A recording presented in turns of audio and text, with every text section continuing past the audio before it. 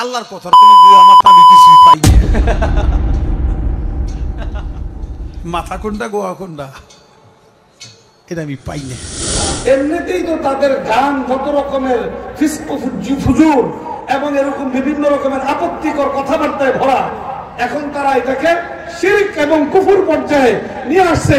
এই ধরনের গান এই বাংলাদেশের জমিনে চলতে দেওয়া যায় না। 90% মুসলমানের দেশে অধিকাংশ 90% জনগণের ইচ্ছার বিরুদ্ধে বাউলদের সাথে যদি সাধারণ আচরণ করা হয়, পক্ষাবলম্বন করা হয়, তাইলে এই দেশের তৌহিদি জনতা তা কোনোভাবেই মেনে নিতে পারে না। বিগত কয়েকদিন থেকে মানিকগঞ্জে এক অত্যন্ত জঘন্যতম কর্মকাণ্ড ওখানে হয়ে গেছে। বাউল আবুল সরকার, নাম শুনছেন? নামটা তো খুব সুন্দর, বাউল আবুল সরকার।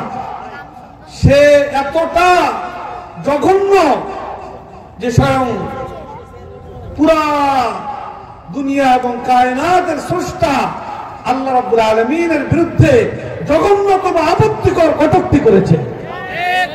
আবার আমাদের এই 90% মুসলমানের দেশে তার পক্ষে ওকালতির জন্য বহু মানুষ দাঁড়ায় গেছে। এটার বিরুদ্ধে মানিকগঞ্জের ওলামায়ে কেরাম তৌহিদি জনতা রুখে দাঁড়িয়েছে। রুখে দাঁড়ানোর প্রতিবাদে বিভিন্ন অঞ্চল থেকে, বিভিন্ন জায়গা থেকে বাউলের যারা আছেন, বাউলের যারা সমর্থক আছে, তারা ওই আবুল সরকারের পক্ষে তারা দাঁড়াচ্ছে, অথচ সে জঘন্যতম অপরাধ, আল্লাহর বিরুদ্ধে জঘন্যতম কটূক্তি করেছে। এইখানে আমাদের ওলামায়ে কেরাম এবং মুসলমান তৌহিদি জনতার কোনো কর্তব্য নাই? অবশ্যই আছে। আমাদেরকে আজকে সোচ্চার হতে হবে গোটা বাংলাদেশে, যে এরকম ভাবে ধর্ম অবমাননা করতে পারে, যে আল্লাহর বিরুদ্ধে এরকম ভাবে কটূক্তি করতে পারে, তার চূড়ান্ত শাস্তি বাস্তবায়ন ছাড়া এদেশের তৌহিদি জনতা নিবৃত হতে পারে না।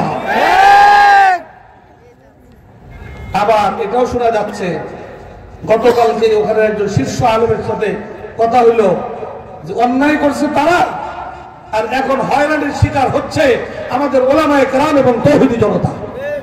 আমরা সরকারকে এই মাহফিল থেকে, সম্মেলন থেকে আমরা সতর্ক করতে চাই, আমরা দৃষ্টি আকর্ষণ করতে চাই।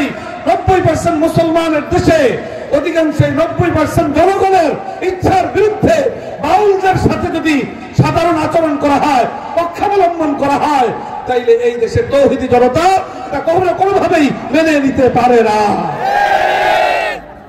আমাদেরকে এই বিষয়গুলো আজকাল এক এক সময় এক এক জিনিস মাথা চাড়া দিয়ে ওঠে। এই বাউলরা এখন নতুন করে, এমনিতেই তো তাদের গান যত রকমের ফুজুর এবং এরকম বিভিন্ন রকমের আপত্তিকর কথাবার্তায় ভরা, এখন তারা এটাকে শিরক এবং কুফর পর্যায়ে নিয়ে আসছে। এই ধরনের গান এই বাংলাদেশের জমিনে চলতে দেওয়া যায় না। এগুলো আমাদেরকে মসজিদ ভিত্তিক সামাজিক প্রতিরোধ, এর বিরুদ্ধে আমাদেরকে গড়ে তুলতে হবে।